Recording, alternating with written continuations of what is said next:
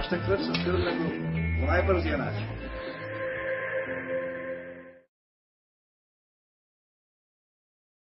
Казвам се Румен Николов, на 50 години, инженер по съобщителна техника. При живота си не съм се занимавал активно с спорт, с изключение на зимни спортове, каране на ски. Не съм имал оплаквания здравословни и никога не съм очаквал, че може да ми се случи да получа инфаркт. Острия коронарен синдром е основната причина за инвалидизация и смъртност на населението по света. Той се характеризира с недостатъчно кръвоснабдяване на сърдечния мускул и засяга предимно хората над 45 годишна възраст. Негови прояви са нестабилната стенокардия и острия миокарден инфаркт.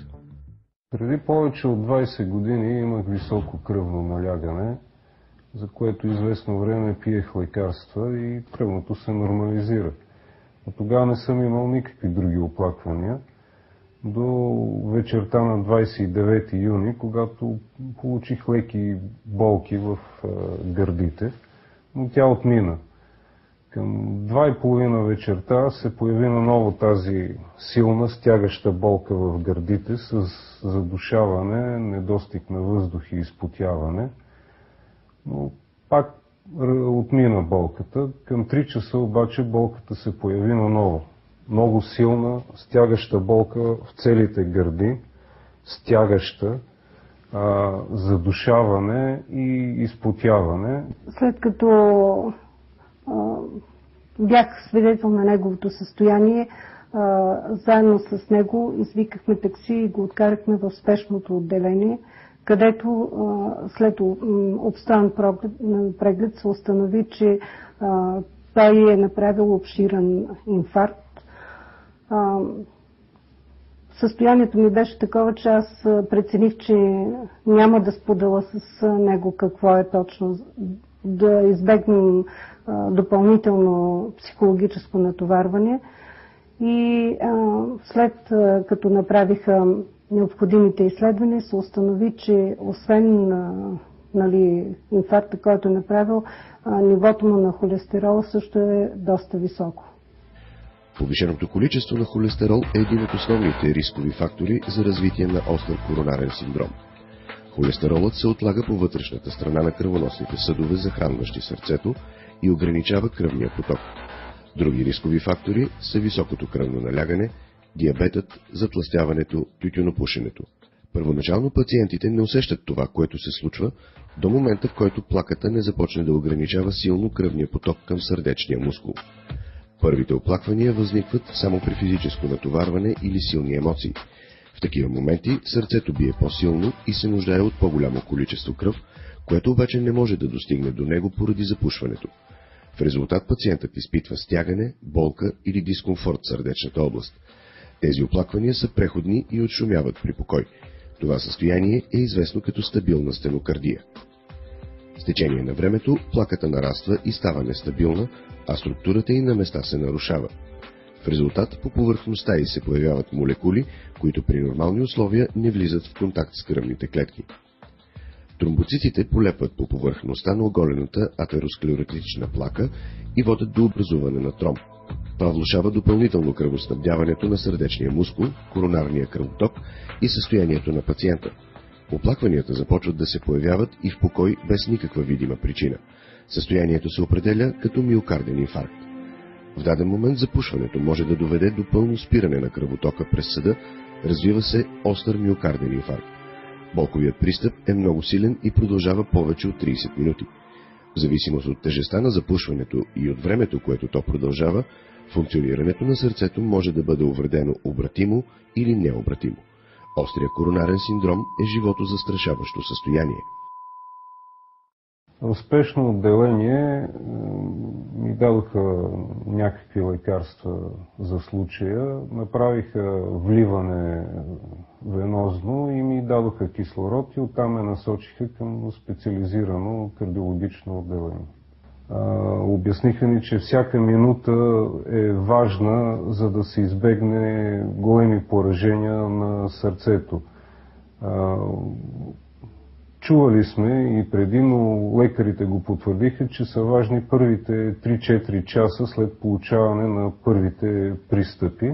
Така че благодарение на моята паника и бързото реагиране успяхме да намалиме до минимум поражението, което би могло да получи.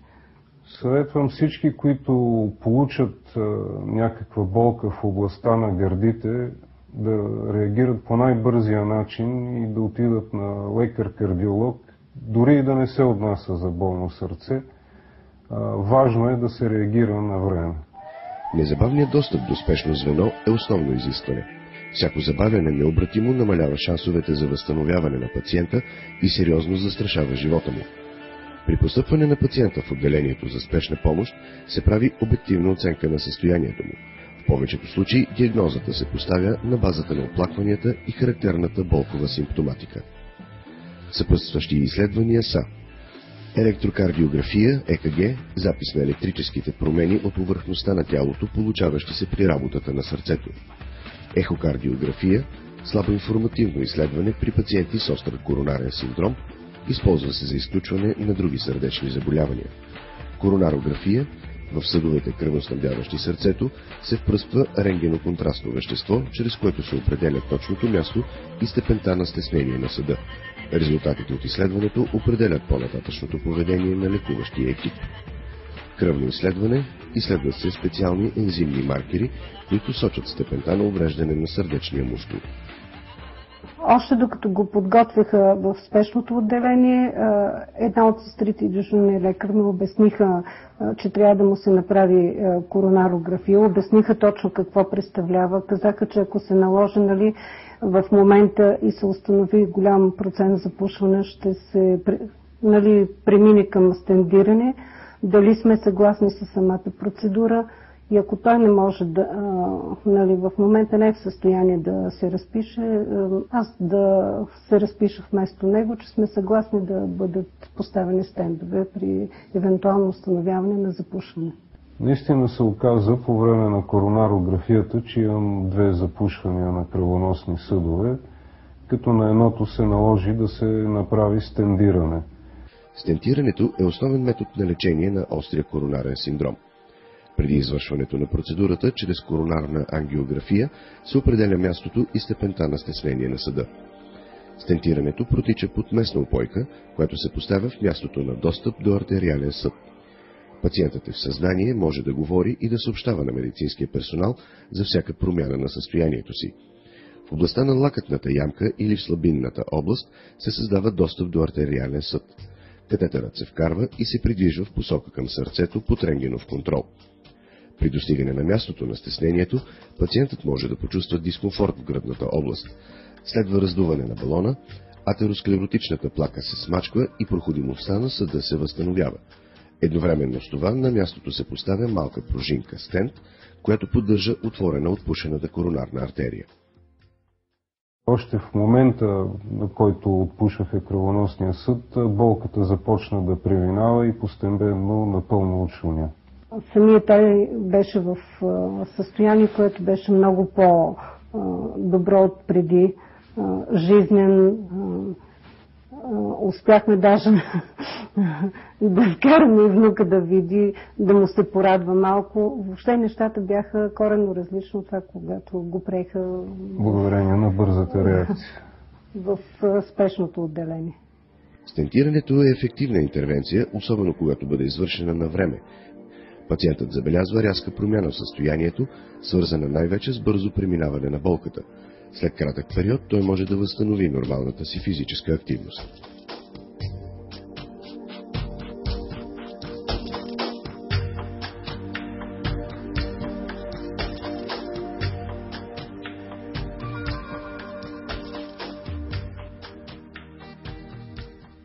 Попитахме лекуващия лекар и екипа, който го оперирал, от тук нататък какъв ще бъде неговия живот.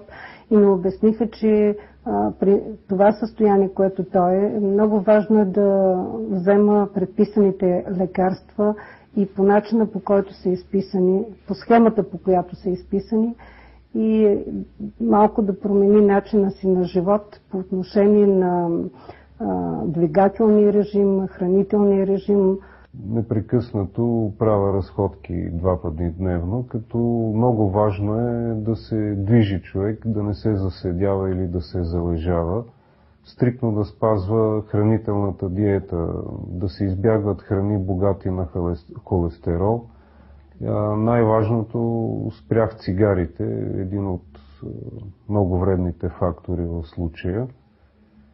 И общо взето, живота ми не се промени кой знае колко в сравнение с преди, с някои изключения, избягване на големи натоварвания, вдигане на тежести, но постепенно се връщам към нормалния ритъм на живота. След манипулацията се налага пациентите да променят коренно начина си на живот. Трябва да се хранят здравословно с храни бедни на холестерол, да преустановят тютюнопушенето, да намалят теглото си при наличие на наднормено такова. Освен това е необходимо да контролират кръвната си захар, ако са диабетици, да контролират стойностите на кръвното си налягане, ако са хипертоници.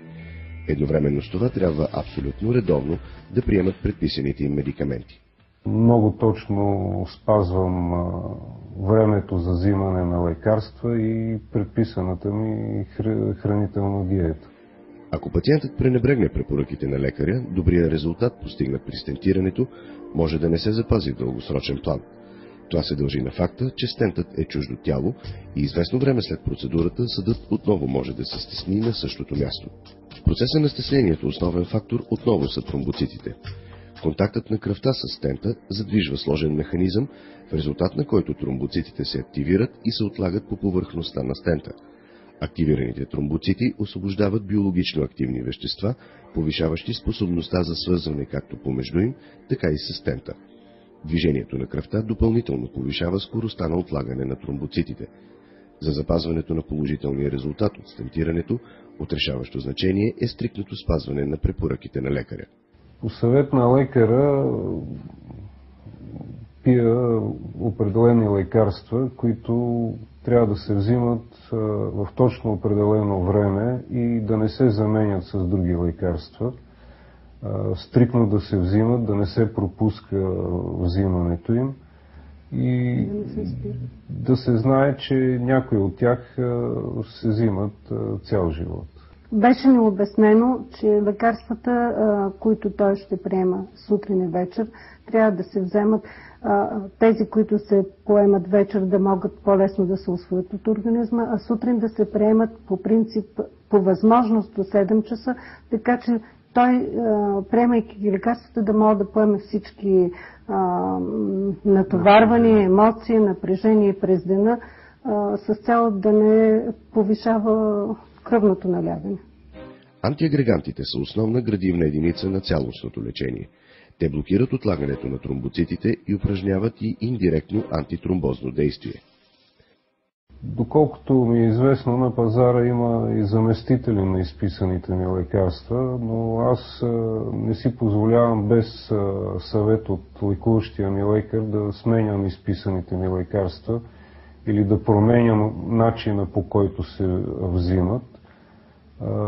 Въпреки че може някои от другите лекарства, които са на пазара, и да са по-евтини или може би и да са по-добри, но след като лекара, лекуващия е преценил, че точно това са лекарствата, които трябва да взимам, аз ги взимам стриктно, както ми е изписано.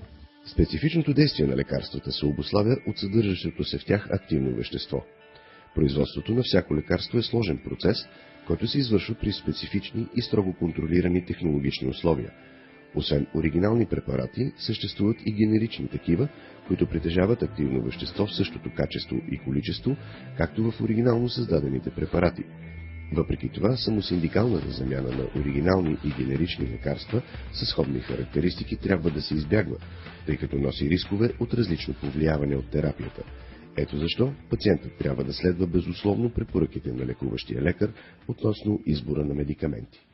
Нещо, което е много положително за всички заобикалящи такъв човек, който е преживял инфаркт, че човек преосмисля живота си и започва да се храни по-здравословно, започва вече да се радва на елементарни неща, които ти се случват в живота. При нас голяма радост и на двамата, а и за него положително влияние оказва внука ни, който е на 8 месеца, едно лъчезарно дете. Дядото е с тенденция да почне да тича заедно с него, макар и в непълни обороти. Искам да оздравея много по-бързо и се стремя към оздравяване и да възвърна пълноценния си начин на живот, за да мога пълноценно да изживея дните с внука си.